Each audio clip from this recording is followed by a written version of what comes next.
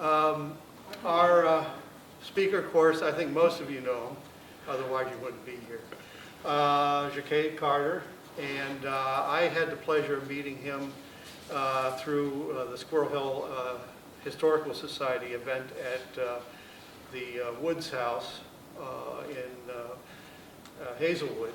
And as I was driving down to there, down Hazelwood Boulevard or Hazelwood Avenue, whatever, and then turning onto Metropolitan, as soon as I made that turn, I saw a library that looked real familiar. And so that was sort of the genesis of getting JaQuay here to maybe talk about it, because he's been working on this project for a while. So without further ado, I'm going to turn it over to you, JaQuay, and have at it. Perfect. Thank you so much, Tom, for that great introduction. And thank you all for being here, for making it out. Looks like we got some 40-degree weather, so that was nice. I'm so happy to get a couple folks there. I was expecting about 4 or 5, so this crowd is really, really nice here tonight. Yeah, so enough about me. I'm sure you guys have seen that already. But I will talk to you a little bit about some of the early history of both Lawrenceville and Hazelwood. Particularly, there are a lot of comparisons between the two communities, as you'll see through my couple slides here that I want to share with you. Now, just a little bit about Hazelwood. You'll see there a picture of John Woods. Hazelwood's name does derive from the Woods family, and I'll talk to you a little bit more about that in the next slide here. But he basically owned all of the land that you see there on the map. You actually just see his name once over in the right-hand corner, but you'll also see his name was attached, or his family had owned the other parcels of land. You'll see in another map sort of how that came to be what we call Hazelwood and Glenwood as well. Now, he died in 1817 and left all of that property to his heirs, and it was specifically his nephews who would go down to. And his nephew will come up in the next slide, who lived at this house, it is called the John Woods house, built in 1792, as you can see. Although John Woods never lived there, it was that nephew, actually both nephews of his, had lived there at one time. But for a long time, his nephew, Harry Woods, lived there. And this house, this picture, is one of the earliest pictures known of the house. There was a front portion, a frame part of the house that you can sort of see poking out of the front on the right-hand side there, which I'll show you in a later slide. But that is actually where Stephen Foster, which will be one of the first connections that we'll draw between Hazelwood and Lawrenceville. Of course, Stephen Foster being born in Lawrenceville. But this particular house, he also visited his childhood friends who were Rachel and Mary Keller. And Rachel was married to John Woods' nephew, Harry, which I'll show you in another slide there. And as you see, Stephen Collins Foster was a frequent visitor at the Woods home, composing and playing some of his most well-known tunes at the Woods' piano. Now that piano was one of only 2 in the sort of Greater Hazelwood area, which would become to be known. You know, at this time it would be Peebles Township, of course, which I'll talk about in a second here. But this is, there were only 2 of these pianos. They were very expensive, and Stephen Foster had wanted to purchase the exact same piano, but was saving up for it. But because of this family having some influence, they were able to purchase the piano and have it in their home. The first home was actually on Penn Avenue down on 5th in downtown Pittsburgh. So that's where he originally would be playing the piano. But then they would take up this residence after Harry's older brother, whose name was John Woods as well, but he had the middle name George to differentiate the two. So John George Woods, he actually built an impressive mansion compared to this, which was actually very impressive at its time. It would have been in the top percent of wealth, this particular John Woods house when it was built at the time. But this mansion that you see down called the Hazel Hill Estate, that is actually was an Italianate, more ornate mansion on a hillside, just a couple blocks down the road from this particular house. So Hazelwood, as a community, as a name, it would actually be developed from the Hazel Hill Estate. They were taking hazel, which got its name from all of the hazelnut trees that used to be plentiful in the Hazelwood area. And you can actually see a lot of them surrounding the estate in this older picture there on the right.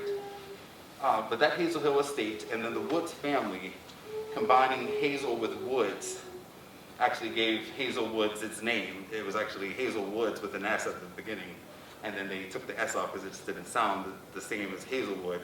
Hazelwood had such a better ring to it, so they took that S off, but it actually does derive from the family here. And we'll talk a little bit more about some of the other connections. And of course, we'll talk more about Stephen Foster as well. Now, this map here is from 1850. This is showing Peebles Township over on the right-hand side. You'll see some of the other well-known areas throughout Pittsburgh that have kept their names. Of course, Allegheny is now the north side, but you can see Birmingham is the south side, of course. Temperanceville is the west end. And then you'll see the Monongahela River wrapped down and sort of hug around a parcel of land, which is that same shape that I showed you in the previous slide that John Woods owned. So right down below the P in Peebles, sort of where you see the 4-mile run, is the area that Hazelwood would be developed into just a few years later in 1868. But Hazelwood was hugged in between 4-mile run and 9-mile run, as you can see, and John Woods owned all that land. And it would actually end up being turned into Hazelwood, Glenwood, Glen Hazel, and a little bit of Greenfield towards the top that he bordered with John Turner. Actually, he actually bought some of John Turner's land, just a little piece of it at the top. So this, and then you see at the top there, Lawrenceville, next to Hatfield, which was just a smaller portion of Lawrenceville that no longer exists. But this Lawrenceville was also a part of this Peebles Township until it would be subdivided. And we'll see in the next slide here. So I was able to borrow this actually from the Lawrenceville Historical Society. Some great work. I'm sure that was probably Tom who put that together. But I was able to find this map and compare it also to one of the annexation maps, which will see the large area that we saw before that included Peebles has now been divided into Liberty Township, Collins, Lawrenceville, which had been created in 1834. I'll talk to you a little bit more about that. That was sitting alone, but it actually would have been a part of Peebles, as we saw before, and then broke off from, stood alone as a borough, but was also a part of Collins, I believe, at one time as well. And then you'll see on the other map here, just sort of the same thing, but you'll see in 1868, where all of that became the city of Pittsburgh, and it was set up into different wards. And Hazelwood would have been the 23rd ward, and then Lawrenceville would have had parts of 15, 16, and 17 wards. So you'll see how that sort of developed. And then we'll get to talk about the Foster family, which is who started Lawrenceville. You'll see Stephen Foster's father, William Barclay Foster, actually was the one who started Lawrenceville. This was in 1814. And they lived at the White Cottage, and this is where Stephen Foster was born in 1826. Now, this idyllic, sort of scene here that we see didn't really last too long, and they would soon lose this particular house, and the site of it still stands near 3600 Penn Avenue, down near Denny Street, which is still considered, the birthplace of Stephen Foster. And we'll look at the next slide here, which is going to link back Stephen Foster to Hazelwood. This is where it's going to actually show Mrs. Woods, who's Rachel Keller, from childhood. She was a friend of Stephen Foster's in Lawrenceville. The Keller family owned where St. Mary's Cemetery is at, and where the former St. Francis Hospital or Children's Hospital today is located. So as you see, Stephen Foster, visiting there, wrote a number of songs. He actually wrote songs dedicated to the Keller sisters. Rachel, he wrote Sadly to Mine Heart of Killing. And then when Mary Keller died, a few days before her wedding, as you'll see here, he wrote a song in dedication to her called Where Is Thy Spirit, Mary? In addition to that, he also wrote Jenny with the Light Brown Hair. This is where he would, the only place that he could go to play the songs that he had written. The only piano that he had access to at that time was at his friend's house. So he would come up with the compositions. A lot of times he would find poems or stories in newspapers and just come up with the melodies to them at the piano that you'll see there. So that one says, I forgot to say also that during the 1860s, the early 1860s, from 1861 to 1863, Harry Woods was actually Allegheny County Sheriff. So that was a pretty big deal as well. So the family was very prominent and very wealthy at that time as well. They would later have a misfortune once he died in 1863, and the family lost a lot of the previous property that I showed you that belonged to his uncle. But the story of Nellie Bly says that there was a Negro servant in the family, Nellie Bly, who looked in the room to watch the excitement that was going on as Foster was playing at the piano. Foster asked, "Who was that?" And the response came, "Nellie Bly." And so to the piano he went in there and struck the chords and sang the song for Harry Woods and his friends that the whole world came to whistle and sing as Nellie Bly. Now, when I began researching about Hazelwood, this was one of the most interesting stories for me, especially as an African American, because this Nellie Bly would have been one of the earliest African American residents of Hazelwood. But the story didn't seem real to me. It did seem maybe like folklore. So of course I had to put on my investigative hat and track down all the facts that I could find about this particular story, and to unearth who Nellie Bly was, if there was a Nellie Bly, if this story was even accurate. So as we'll see on the next slide, I was able to track down the Woods family through the census of 1860 for Peoples Township. And you'll see there on line 32, which in the last column on the census was the race. And you'll see a B also for number 32. And you'll see a name, Nellie Brown, who was 70 years old, it says there in 1860.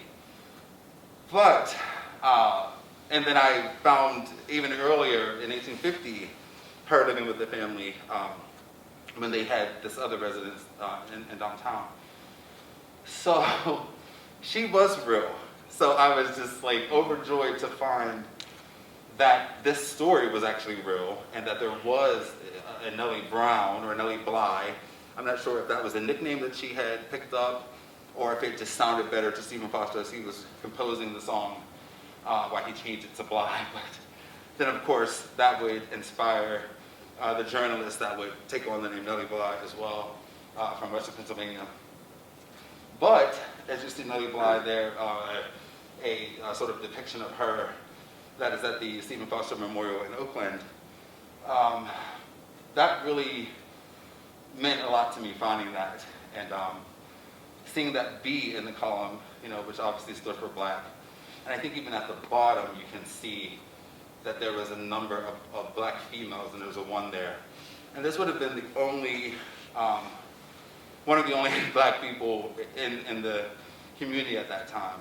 So people often ask me, when did the first African Americans come to Hazelwood? Was it when the Hill District was demolished in the 1960s? I'm like, no, it was Nellie Brown in the 1860s, actually. So now we have a beautiful rendering. I love how newspapers before photographs, would be available, would have these beautiful etchings of everything, including Stephen Foster's grave, which is inside of there, and the Butler Street entrance. But also all of the members of the Woods family, as I showed you on that previous slide. I'm sorry, I have to go back to that. Because you also see at the top, it's Harry Woods, it's his wife Rachel, it's Mary who died. Well, I'm sorry, Mary had already died, but this is a daughter who was named after Mary. I'm sorry about that. And you also see her other children, Prudence, Maria, and Harry Jr., or the third actually, trying to see from this vantage point. And then you'll also see, I believe, the mother and father, Mr. and Mrs. Keller, and also a cousin named Catherine Smelt on 31, and then you'll see, of course, Nellie Brown there. But that entire family, including Nellie Brown, is buried at Allegheny Cemetery. So, I mean, it's just, wanted to just go back to that. So the entire family is buried there. And as I said, the Keller family used to own property that would have become the St. Mary's Cemetery, and also where Children's Hospital is at today. It's another look, particularly at St. Mary's Cemetery, which, like I said, the family would have owned property before the cemetery, and then a nice look at the massive Allegheny Cemetery, which is so historic. So I also wanted to draw a comparison between Hazelwood and Lawrenceville's industrial heritage as well. The Lucy furnace, which was Carnegie's first blast furnace that he built, which there would be a number of them, after the 1870s throughout town, including Carey furnaces, where I give tours when it is not the winter time. You can come by and get a tour from us and check out how a blast furnace would have operated at that time. But this Lucy furnaces, which were always named after women in the family, this happened to be after Andrew Carnegie's brother Tom's wife. But this was right down on 51st Street, but at the time it was Stanton. Stanton went all the way down to the river. So that's where the Lucy furnaces were, and it actually was torn down in the 1930s, as that newspaper clipping shows. And then juxtaposed with the Eliza furnaces of J&L in Hazelwood, which would be considered South Oakland today, where the technology center is advancing down further into the community.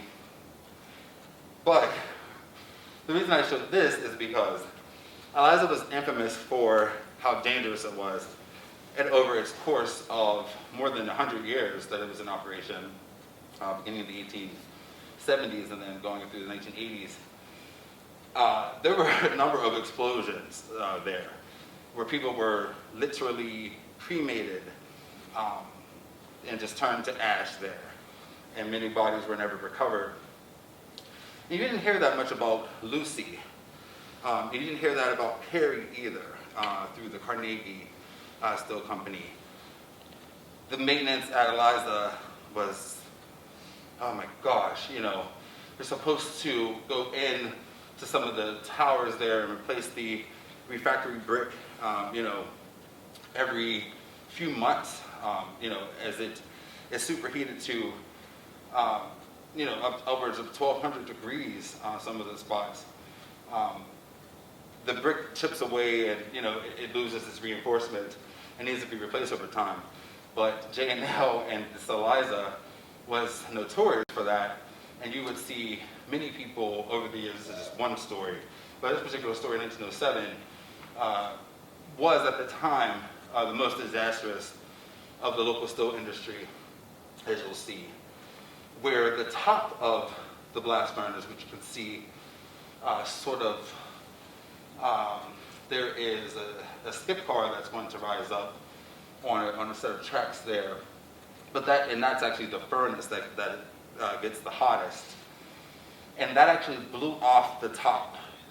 So bricks and steel and metal and all sorts of things, and molten iron as well, which is inside of there being cooked, blew out into the street. This is a wall that you see, and there were people standing on this street. On the time the picture was taken, they were just investigating, but there were people walking just by the plant, and things were just hurling at them and, killed some people even outside of the plant. So just wanted to throw that out there that, these men who worked in Lucy or, Eliza, Carrie, Dorothy, there's so many of them. It was so dangerous, but Lawrenceville also had that industrial heritage all along the riverfront, through Crucible Steel and, oil refineries, all those things, just like Hazelwood did. And speaking of Hazelwood, we were actually talking about this just a little earlier with one of the attendees tonight, talking about Hazelwood and its role in industrial heritage. But these are just some of the many different reports and newspaper clippings and posts that I've even made myself about Hazelwood, which is a very underserved community when it comes to history. Most people don't know anything about Hazelwood, except for there was a mill there and it shut down, and ever since then the community has been trying to recover, which has been about 40 years now. But that's really all you hear about Hazelwood and the crime element, and the economic depression that has resulted from the mill shutting down. But before all of that, Hazelwood was known as the coke capital of the world. Had the largest set of coke ovens in the world. And as you can see, Hazelwood coke was advertised all over Pittsburgh and Western Pennsylvania as a heating source for your home. And it was very, very cool. I actually made a t-shirt with that on there, which I like to advertise about Hazelwood's history. I know that it could also be taken in a different way about Hazelwood coke, but it is certainly talking about this little black stuff down there that would have been fuel for these blast furnaces like Lucy and Eliza as well. But as you see, I just want to point out something on there because in the corner there it says, on April 23, 1892, the Pittsburgh Dispatch reported on the rise and progress of Hazelwood with features of money and speculation in addition to wealth and culture. The report went on to say, Hazelwood is redeeming the promise it made for itself 2 or 3 years ago. It is one of the most progressive quarters in the city and a place of considerable antiquity. And it goes on to talk about the Woods House a bit. You can just check that out, but I'm going to skip to the last paragraph, which says, the principal residential thoroughfares of Hazelwood are Sylvan, Lytle, and Hazelwood Avenues, all of which are being built up very fast with a high class of houses. Second Avenue is largely devoted to business, but it contains some fine houses, among which may be mentioned those of Hildberg Wynn, Esquire, William J. Lewis, owner of the Lewis Block, and John D. Scully. Hazelwood Avenue is the connecting link between Hazelwood and the city proper by way of Shinley Park and East Liberty. So that actually, the part that you see in purple that really stood out to me because today you could say that about Hazelwood. It is progressing. It is, trying to find a way back to, some sort of economic stability. There are a lot of great things happening there, which I'll talk more about that at the end. But just to give you a scope, a lot of people know about Lawrenceville, and Lawrenceville has really held on to much of its history. But Hazelwood has not. Much of it has been lost. Many of the buildings are gone. Just like many communities, though. A lot of the churches are closing, all those things. So it's very important to recognize what Hazelwood was. And I also want to speak to the name John Scully that we saw there. He had a property which is in this map here. You'll see the name J.D. Scully. And J.D. Scully actually was responsible for creating the first national bank in America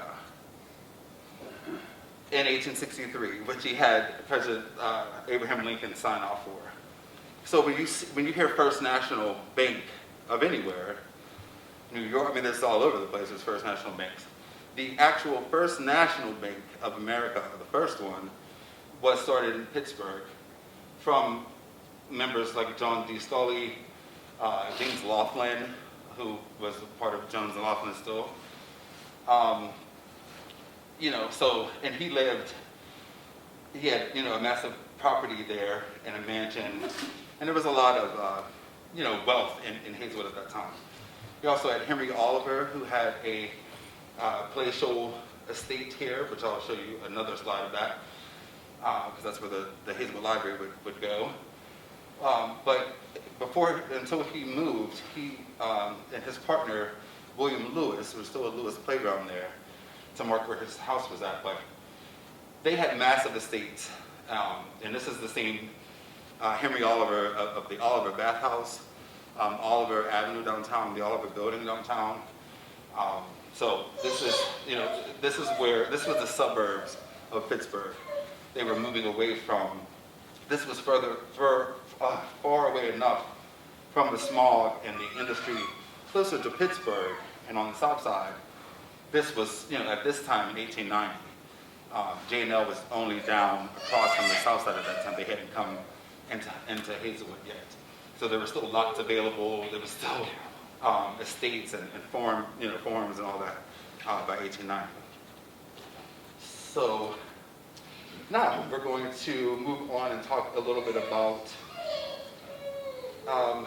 one thing, and then we're going to go into the library because something was out of whack with this particular slide. But this is a picture of two paintings that Stephen Foster did. And if you look at the newspaper clipping, it says that it was presented to T. Fletcher Grubbs of Allegheny and carefully preserved by his daughter, Mrs. F.C. Winans of Hazelwood. And so there's another connection. But it goes on to say that it is not generally known it says that it's not generally known that in addition to his musical genius, Stephen C. Foster also had a talent for painting. So those were two of his paintings. There was a landscape and then a river painting that he did at some point before he died in 1864. So for today, hopefully someone still has them. And now we will look more into the libraries. Now, as we saw in the smaller clip from earlier, just on the Hazelwood side, that was the estate of Henry Oliver there on Monongahela Street, where the library sits now, where the original Hazelwood Library that Carnegie, part of the original Carnegie Libraries system. And then on the Lawrenceville side, you'll see that the library is situated here, which was at one time the borough graveyard, which upstairs I was treated to see a gravestone that was recovered from the site and to learn a little bit more about the information, which I thought was fascinating, to say the least. And many small graveyards such as those were excavated and relocated at that time, and up until the 1940s even.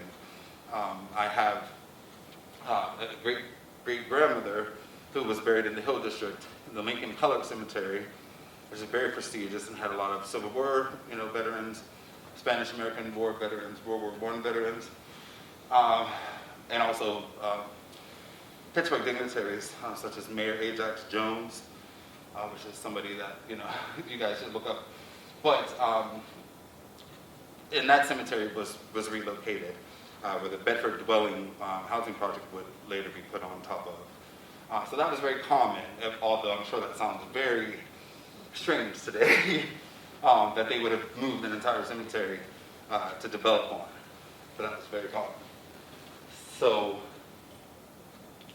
now we're going to look at some of the beauty of the Lawrenceville Library.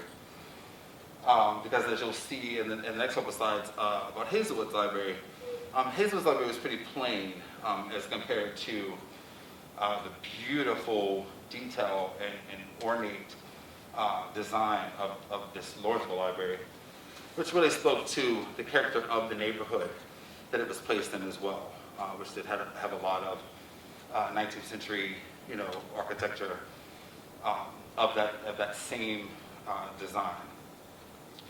So as you'll see, it says that the Lawrenceville Library basically started out, the idea of it started out in May 30th of 1895.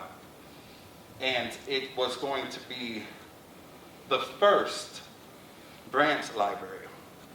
And this would have set off up, more than 2,000 branch libraries around the world as far as Fiji. But this was the first. So that's super, super cool. I love that about that.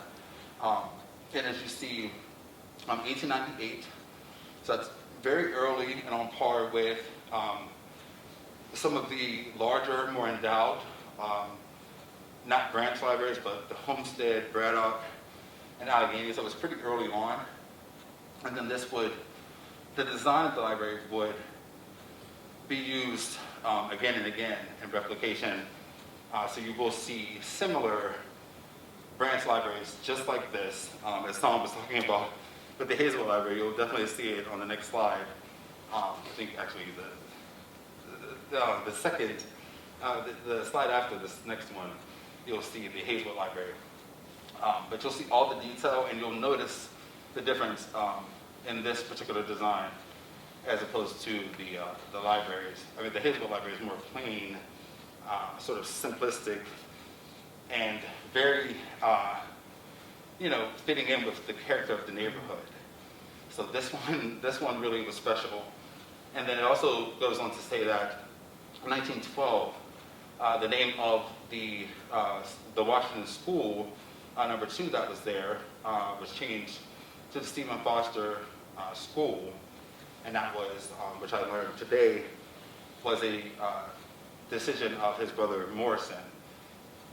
And it actually goes on to say that a belated recognition of at least one of the members of the Foster family, but rightfully the name should have been changed to William B. Foster, his father, of course, who was the donor of the grounds and the founder of Lawrenceville.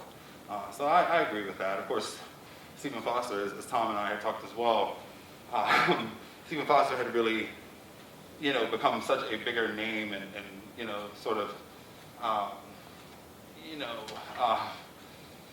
he was much bigger than his father was. His name went on, and he would get all the credit, but his father did found the community. So that was really interesting. And then we'll just see some of the other facts about the library, which I thought was so awesome. This article, these are all from between 1898 and 1900, when the library was first opened. You'll see that it was, in fact, the first branch of Carnegie Libraries, in the country and in the world. And it was built on the burial ground, so we knew that already. And then the site was given by Colonel W.B. Foster. So that even gives him more recognition, which I think he deserves. Although, his end may have been what it was, but he still deserves recognition in this case. And then right here, it actually talks about the Hazelwood Libraries and Lawrenceville the numbers of books that they had in circulation. So at that time, Lawrenceville had 6,997, and Hazelwood had 5,983.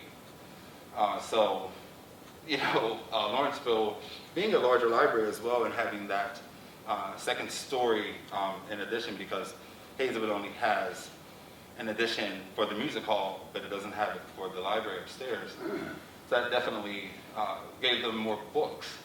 And then it goes on to say that this was first of more than 100 neighborhood branch libraries, and that number is definitely outdated. But there are more than 2,000 libraries, Carnegie libraries around the world. It was first specifically designed and constructed a library, a children's room, and I think it was actually the second library, also some research I found. So it was the second library, I think, in the country to have its own dedicated children's room.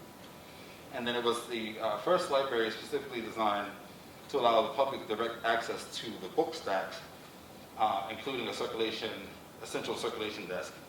Instead of having the librarian have to go get your book for you each time, you could actually go and, which was revolutionary for the time, and went on to be included in the other branch libraries. And also the building design became a model for Carnegie libraries throughout the world, as I said. And then just some more information about some of the opening events and some of the dedications to the building, and a great rendering that I think was done through the Friends of the Lawrenceville Library here. So really interesting. And then there are two pictures of either the Hazelwood or the Hazelwood or the Lawrenceville Library. Can anyone guess which is which? I know you know. Well, this, on the left is the Lawrenceville Library. And on the right is the Hazelwood Library, which opened 2 years later. Very similar, as you can see, and the Hazelwood Library would be inspired totally by the Lawrenceville Library, and so would the subsequent others. But I mean, like everything, you almost couldn't tell which was which. So I thought that was pretty funny. And then here's some more about, this is actually the Hazelwood Library, when it was first constructed. And the same architects, a lot of the same design that would have went into both buildings. So a lot of this information could still be applied to both. But I just wanted to show how that building looked in 1900 when it was first opened. It did include a dome, as you can see, which isn't there anymore, which is so sad. But it was the first branch library to have that dome, and then it would inspire others as well.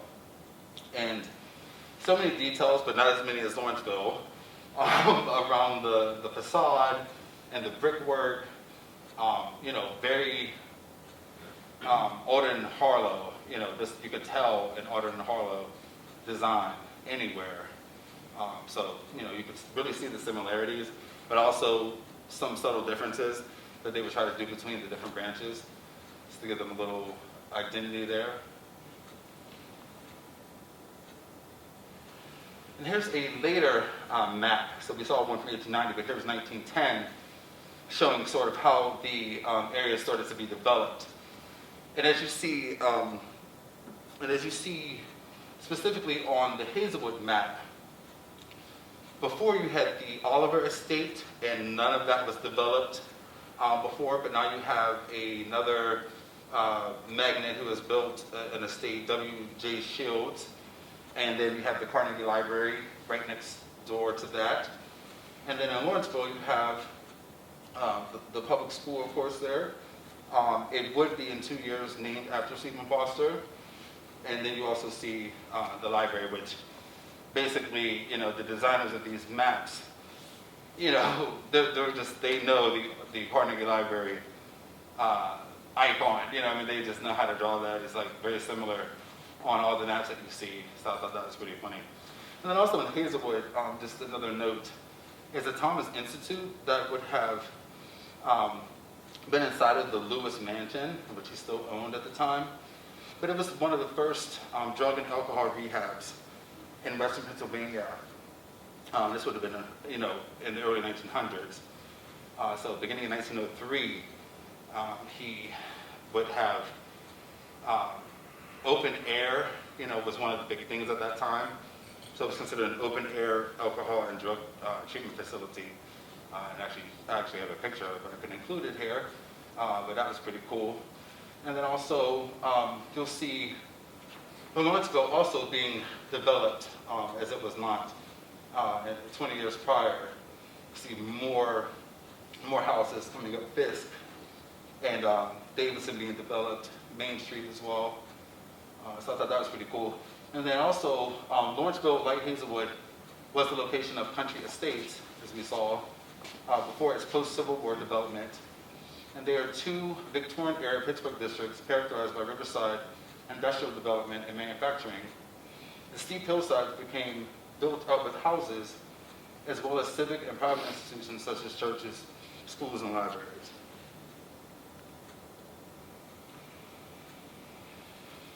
So now we're going to move on and talk about the Stephen Foster Memorial, which was also happening at the same time as the Lawrenceville and Hazelwood libraries were being constructed. So some of these articles, actually, this particular article here that says they talk of erecting a monument to Stephen C. Foster in Pittsburgh, PA, in the hope of perpetuating the fame of old folks at home, old dog trade, my old Kentucky home, come where my love lies dreaming, and other popular airs. Now that was written in 1875, and that was the earliest mention of a monument that I saw. I thought that was really cool. And also, because the monument wouldn't come until 1900, after the Pittsburgh Press would ask for donations and set up a fund to be able to erect this. This is just a rendering at the time. So, and it was also by Giuseppe Moretti, who had done the Panthers on Panther Hollow Bridge, and also a lot of work in Highland Park, where the statue was originally placed. Also there you'll see some other reports that are in the 1890s or so in the newspaper. And you'll see words such as beautiful, I'm just trying to read, I'm sorry here. You will see the word beautiful. You will see that they are calling Stephen C. Foster an educational force in his music. And I just thought that was really interesting. And, at this time, the Pittsburgh Press had the first dedicated African-American newspaper reporter, and also like an African-American department specifically, who was responsible for covering, black news at the time. And that was the only newspaper in the state that had that, the Pittsburgh Press. So speaking about, the development of the fund and everything, the Pittsburgh Press was very progressive and did have Dr. Browning, who was the correspondent that they hired, who was, college graduate and very educated at the time. So when you think of the terms of the Pittsburgh Press being involved in this, it was very progressive, so that's what I really wanted to point out in this particular slide here. And I just want to read that. It says, the great genius who tuned his harp to the melodies of the slave cabin and thus elicited the sympathy of mankind for the poor downtrodden slave is worthy of a most enduring monument. So we'll talk about that a little bit more. Now, one of the main benefactors to the monument was none other than Andrew Carnegie, who would also endow all those libraries and be responsible for the room that we're sitting in right now, and all the stuff that he ended up doing once he was able to sell his iron and steel holdings, become the world's richest man. So he contributed $1,000 in 1899, which is equivalent to $30,000 today. So that was a really big deal. And I mean, that was one of the largest donations that the monument received. And you think about the person that Andrew Carnegie has been, who he was and who he has, since become, through all of his philanthropy work. But that was a really big gesture and showed support in what was going on. And there was a lot of fundraising going on at this particular time. They had reached nearly half of the goal of $10,000. You also see on the list J.H. Laughlin, and Laughlin, he would have been the son of James Laughlin of J&L Still. He gave a $25 sum, which was still a lot of money at that time. So, I mean, there was a lot of support behind it, is what I wanted to mention. And then also, which I'll show later as I go back into this, even some support from local African American churches.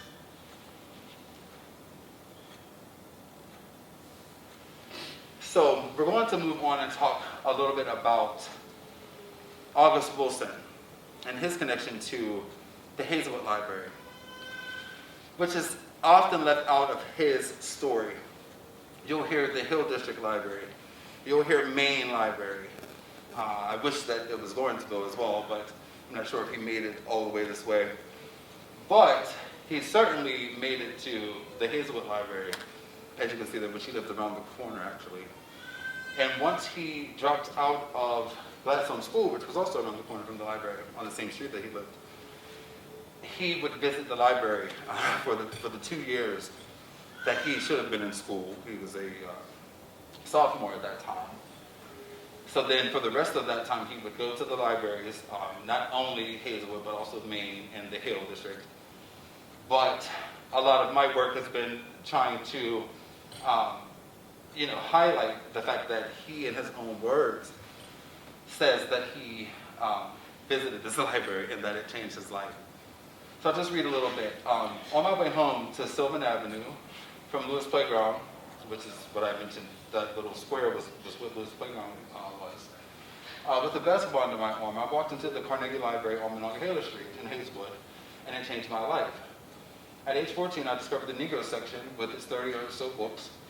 Before I was discovered Langston Hughes and Richard Wright and Ralph Ellison, I discovered an obscure sociological text in which I came across the phrase, "The Negro's power of hard work."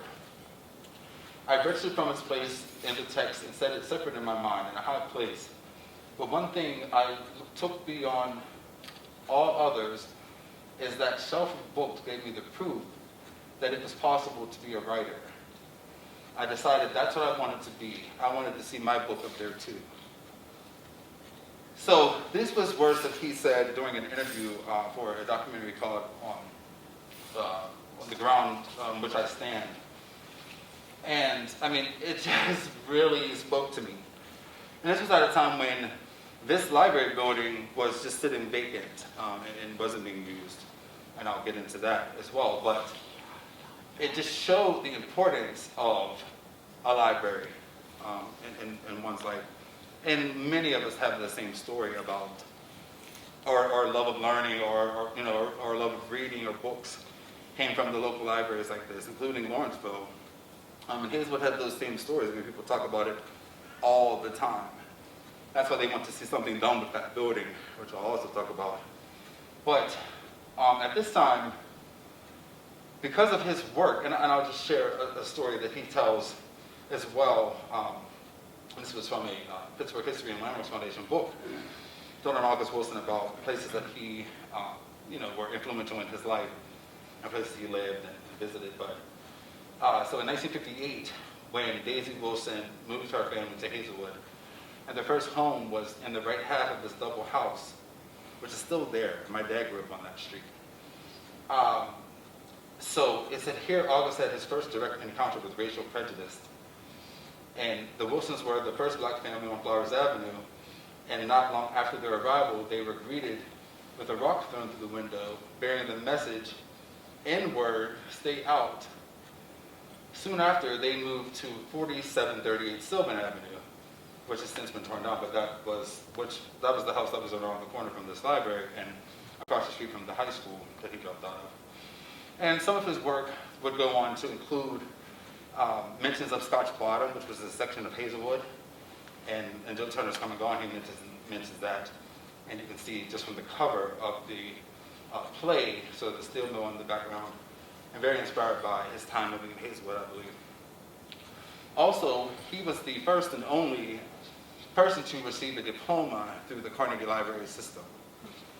Through his 2 years that he spent there, kidding his family, fooling his family out, making them think he was going to school every day, he was in fact educating himself informally at the library. And it really just shows you how important the library is.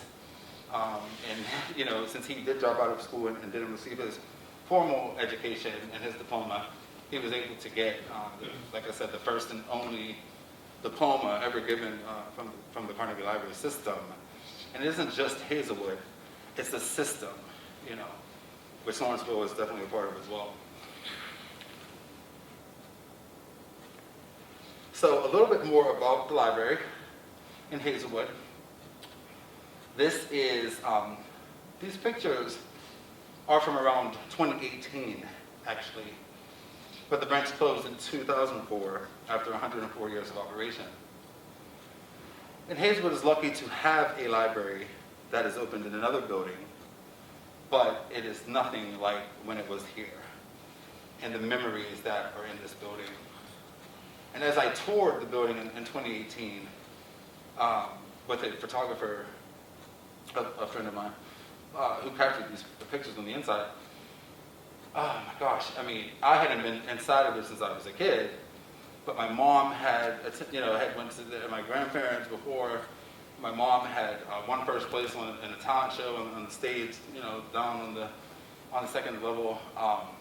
So being back in there after it had been closed for so long, it was so many memories. I could just remember running around the place and having it to myself, as sort of visitors were dwindling down and really only kids were there, after school and doing plays on the stage and just doing our own thing. It was such a great place, which is so sad to see those pictures. But that newspaper is from April of 2004, and that was the last day that the staff walked out. And it's just been sitting there, it hasn't aged or anything. It's just sitting in the same spot. So every time I see that, it's just, but inside of the building was very, very beautiful. Since it has been closed down, people have broken the windows out of the building. It is an eyesore. It is sort of the broken window syndrome, which is in a lot of the underserved, economically depressed communities, where one sees a broken window in the building and says, oh, well, that building, nobody cares about it, so I'll break out another window, or I'll put graffiti on it, or, so it just becomes this abandoned eyesore, which it has been for about 18 years now. So there is hope for this building. I'm working to turn it into a community space and cultural center through a lot of efforts, which I'll talk a little bit about in another slide here. So in 2004, you will see a change has happened, because that historic 1900 library that opened in Hazelwood is no longer there. And the library is being set up on top of this sort of bar it was at the time. It was not a bar, but it was a go in and grab beer and leave type of thing, which was just really hard to see how, you have kids and the neighborhood programming upstairs, and then sort of this kind of negative criminal element even, below, and a lot of things happening, on that corner. So the library has since moved from there, which is in its third location now. But in 2004, both Lawrenceville and Hazelwood, in addition to Beachview, West End, Knoxville, Carrick, and as you see on the side here, they were all in danger of being closed or merged. And it's just, it came down to funding, of course, the Carnegie Trustees cite financial woes. But, you can see the outrage, some of the sort of headlines that were out at the time, and stories that people were writing in opposition of this and protesting both Hazelwood and Lawrenceville. It seemed unfathomable for these libraries to close. It seemed unfathomable for the original Hazelwood Library to close as it did. But at this point, it was like, what? The neighborhood's not going to have a library. And there were people who, specifically in Lawrenceville, had moved to the neighborhood because of that library and because of the walkability of the neighborhood. And then it was closing down. So that was really a scary moment, which luckily was avoided. In both cases, Hazelwood, like I said, still does have a library. It is in an old American Legion Hall building, rather, that was a church even after the American Legion, which I belong to. And now it is the Hazelwood Library and Community Center. So the juxtaposition of this is that we still have libraries in these communities, which is wonderful. And luckily, Lawrenceville still has its original library from 1898, which is just impressive. Hazelwood, on the other hand, has this building just, decaying and rotting away, which could be very useful. As a community center, there are a lot of kids around who want things to do, like we had the opportunity to do when I was coming up, and could just run around the place and, just use my imagination and just do all kinds of stuff.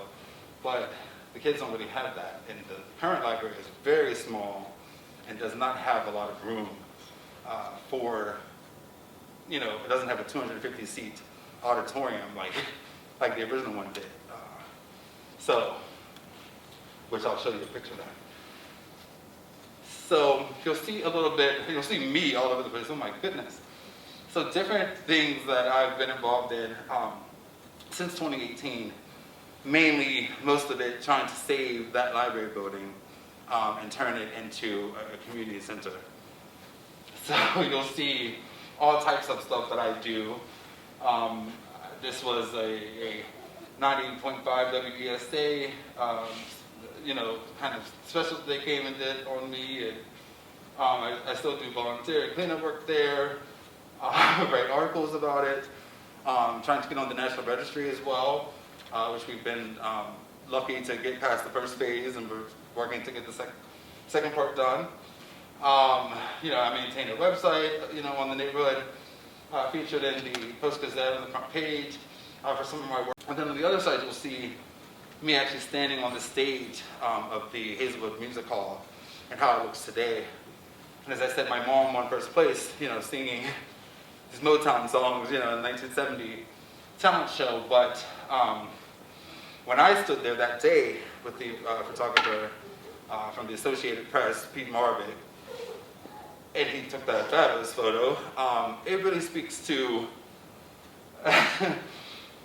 the state of everything, with the library, sort of the crux of past and present and future, and sort of the hope that is still there, but also despair a little bit, and being in that space and knowing how it used to look.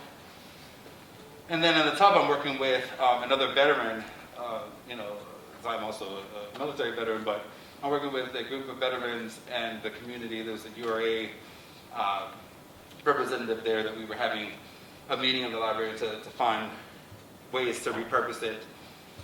So that is still going, but I don't know where it's going to go at this point, especially through the COVID thing and everything. There has been some changes with that. But this is just a little bit more about that particular plan that we put forward. So this is our disposition through the URA. So you'll see me listed there as a big part of that, and doing a lot of the community engagement work. And we put together this whole proposal, which we were the only ones to submit. So we're really hoping to hear something back from it. We really kind of got stuck in a period of halt, through the pandemic. But hopefully, we'll be able to revisit that and see how we can make that a possibility. So just to speak a little bit more about Stephen Foster. As I said, I wanted to provide a little bit of 21st century context. So this is just one of my favorite images from the memorial, Stephen Foster Memorial in Oakland as well, where they also had they had a bunch of them, but they have the Nellie Bly as well. So I love those. And every time I think about Stephen Foster and specifically the statue, which I also forgot to mention that I was a part of the only organization that was willing to try to find a place for the statue in Pittsburgh after it had been removed in 2018. So that's a whole nother story. Maybe I can come back and talk, specifically just about that and how all that's going, because there's a lot of current developments in that as well. But this is probably one of my favorite slides through this whole presentation. And this is a part of why I advocate for the statue and why I have a new appreciation after years of research on Stephen Foster and his life and his music. This is a collection of African American imagery and text about Stephen Foster and sort of how African Americans have, how African Americans have also appreciated and adopted Stephen Foster's music, which I think is very appropriate. That is how I view it as well. As an historian, I look at it through the lens of history, but if it is an old black Joe, if it is a Nellie Bly, if it is an old black Joe, whoever it is, this is history. This is my history. It can't be changed. I'm not ashamed of it at all. There are movies about slavery, such as 12 Years a Slave, which is highly celebrated and critically acclaimed. But this, for some reason, is just bad. Stephen Foster is just bad. And he's going to take the brunt of every racial trope and, basically the system of slavery, he's responsible for. Because he was writing songs that at the time were politically correct. And this is how African Americans, looked. This is how they were treated. All of that is real, what he was writing in his songs. And you have W.B. Du Bois, you have Frederick Douglass, you have many blacks who agree with that standpoint and also understand that there are very hurtful and wrong things about the words in his music coming from that time period. But it was not as if Stephen Foster created those words. He simply put on paper what was popular at the time and sort of how blacks were viewed at the time, which is very unfortunate. But as an historian, I'm able to appreciate that in a different way. And I actually wanted to point out, first, Paul Robeson, when I first heard the song Old Black Joe, it was in the 1930s, 1934 when he recorded it, but he didn't say the word black. He said old, old Joe. And to me, that was even worse. That he would omit that word. When today, I can say Black American, and there's no offense to it or anything. But at the time, especially in 1930s, Black was not something that, was a good thing to say. Neither was a lot of the other words that are associated with Stephen Foster's music, which I won't say, of course. But, I cried when I first heard Paul Robeson. I mean, of course, he has the most beautiful baritone voice, but it was just the words. And that he did not say black, which is a cultural thing as well. I mean, it would be until James Brown in 1968 would come out with "I Say It Loud, I'm Black and I'm Proud," when blacks would, openly say black, or that was an acceptable term. So you would see Negro and colored, of course, at that time, and then even more derogatory terms, which, of course I said, I wouldn't say, but nevertheless, African Americans such as Paul Robeson, the Mills Brothers, and Mavis Staples have performed Stephen Foster's Ethiopian melodies throughout the 20th century, reinterpreting the songs for gospel, American jazz, and traditional pop genres. So, why would Paul Robeson sing that song, even if he had to change the black term? But it meant something to him. It was a part of his history as well. Just like the Mills Brothers, Mavis Staples, and these young blacks from Kentucky in the 1950s who are singing "Bring, Bring the Banjo." So, I mean, wow. And then you see a report from a local Pittsburgh church, the Avery Mission Church on the north side, which has a long history of the Underground Railroad and Charles Avery as well. But they wanted to show their appreciation by joining in the exercises when the monument was unveiled. And they wrote a very compelling letter, and I won't be able to read the whole thing, but basically it said that they wanted, I just have to read just a couple of lines from here.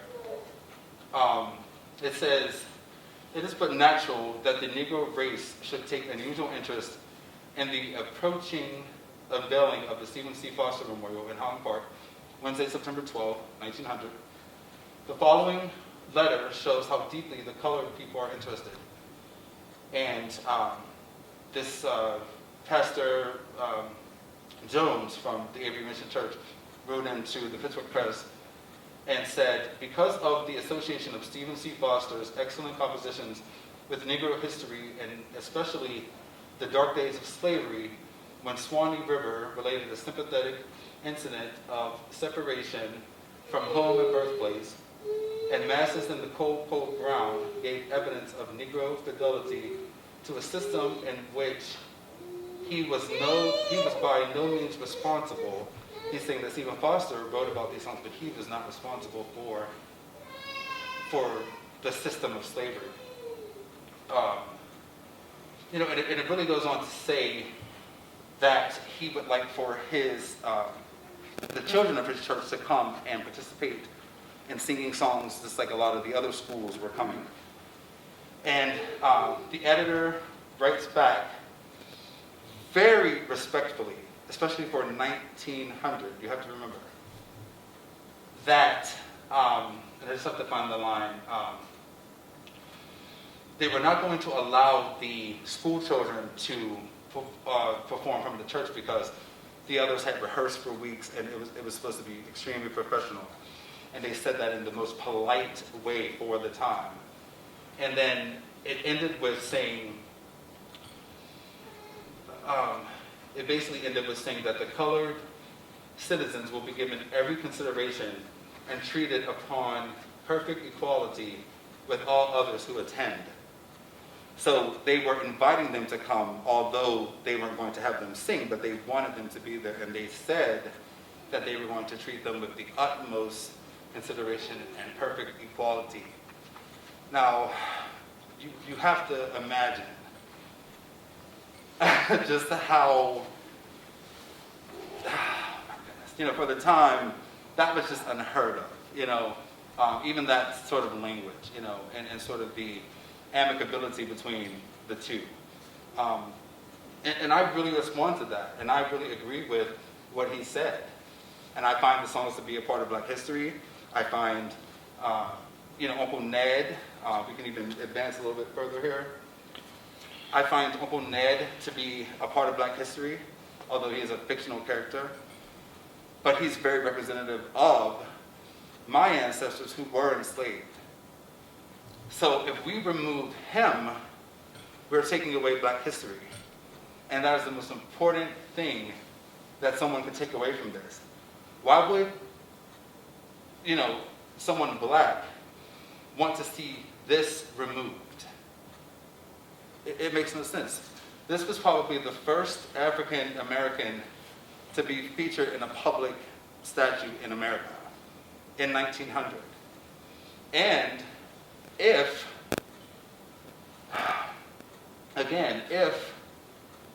they wanted to, they referred to it as beautiful. They referred to it as artistic. And basically, they could have left Uncle Ned off of the statue if they didn't want to sort of pay homage to where Stephen Foster got his inspirations from. And that's what I see from the statue. And the most important thing I see is Uncle Ned. So when that was removed, Uncle Ned was removed too. Stephen Foster has a memorial in Florida. He has the one in Kentucky. He has one here in Pittsburgh. He has all of the. He has so much adoration, but Uncle Ned doesn't though. So why would we remove Uncle Ned? That is really what's missing from this. And African Americans were, I understand. Without context, this looks terrible, I'm sure. But after the research that I've done and the conclusions that I've come to, I believe that this statue should have stayed, and I've certainly advocated for it to find a place in Pittsburgh. And right now it is actually traveling as a part of Civil War, Confederate statues to the West Coast to participate in a museum display in 2023. So it's on its way there. It has approval from the Arts Commission. It's already a done deal. But in Baltimore, 4 Confederate statues were removed, and they were going to be a part of this exhibit as well. Since then, they have reneged on sending the statues. For whatever reasons, they want to do more community outreach and find out if this is something that the community wants to do and all these sort of things. So Pittsburgh really didn't have that opportunity. There was a one meeting, that really wasn't publicized, and they just basically voted to send it along, where there's no guarantee that it will return, if it will be altered in any way, because this exhibit is supposed to change the monuments in a way with paint, or could be melting down. Who knows? Uncle Ned could be cut off. So it's out of, our control, right now, if it's going to go to the West Coast. So I do feel, that I should do a little bit more advocacy to make sure that it will return to Pittsburgh and try to still find a suitable place for it, for Black history's sake, if not anything else, because Stephen Foster has many memorials and dedications to him. So it is much more about Uncle Ned and his place in history as well. So, on to a lighter note, we will talk about the John Woods house where we have begun. And today it is a Scottish pub, and it's fabulous. and I've been there numerous times. I would certainly recommend it. But originally, it looked how it did in the right-hand corner. So when Stephen Foster visited there, that's how it looked in the 1850s. They had added a frame addition onto the front, which has since been removed. And today, this is sort of how it looked before development started. This is sort of when I came into the process, and it was like, you couldn't hardly see the place. It was all covered with ivy and trees surrounding it. And now it is going on to be this great place. It was started in 1792, so it's quite funny that on the board they found a 1792 bottle of whiskey.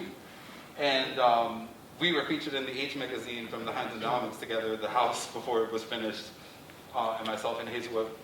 And also in the top center there is the actual open hearth that Nellie Bly would have been cooking at.